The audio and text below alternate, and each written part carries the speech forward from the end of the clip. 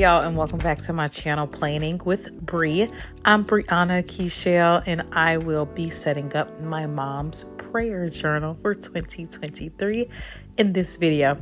I am going to first start by laying down some paper out of a Joann's paper pack on that inside cover, and then I'm going to glue those two pages together because you can't really write on them. They're so closely bound together that you can't open them well enough.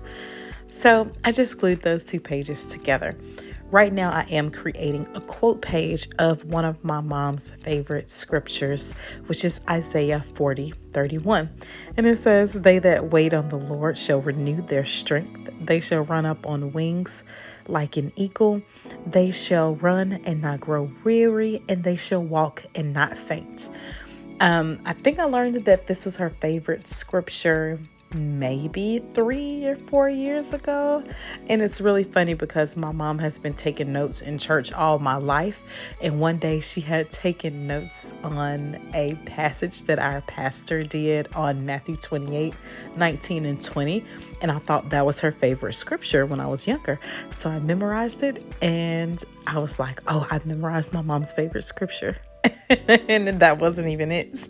So I glued that scripture down on the front cover, and now I'm just going to use some washi tape on this paper. And on camera you can't see it that well because I am using washi tape that has a clear background with light blue design, and in person you can see it a little bit better, but not that much better. But it's really cute. It's a subtle way of just adding something else. I didn't want anything too bold. I'm also going to use these circle stickers, and both of these things, the washi tape and the circle stickers, I got from Amazon, and you can find that link down below in the description if you would like to check it out. On this next page, I am going to do her future log, and this is more for me than it is for her. When I'm setting things up, I want to make sure I know exactly how many Sundays there are in the month so that I can set up her weekly spreads accordingly. So I am putting all 12 months on this page because I know that I will be able to use this bullet journal for 12 months for her. And I am going to use my color scheme just to put the color on the title line, I guess you can call it.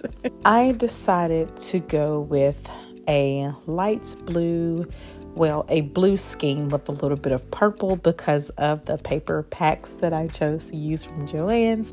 So I used 4 different colors: a light blue, a very light purple, a navy blue, and then a grayish blue as well.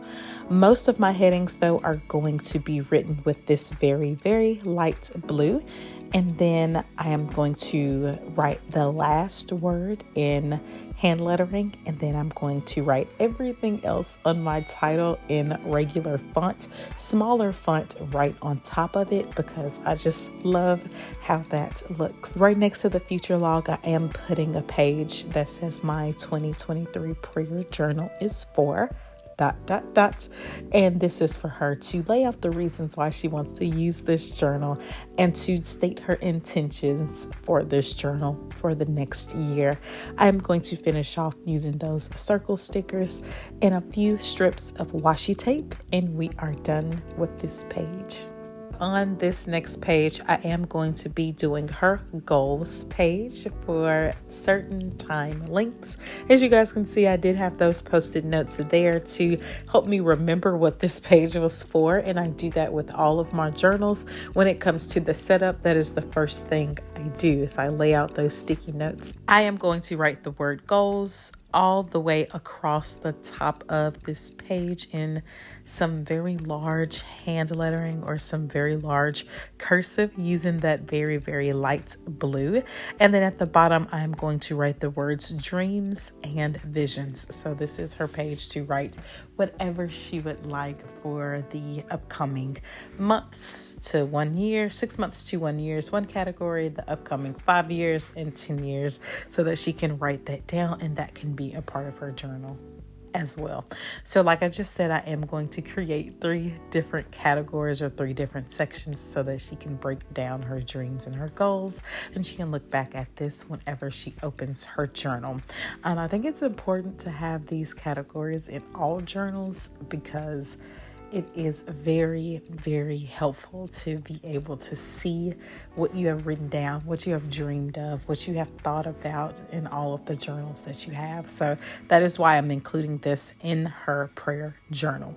So I'm going to finish each section off with a lined or like a dotted line for a border, and that will be it for this page.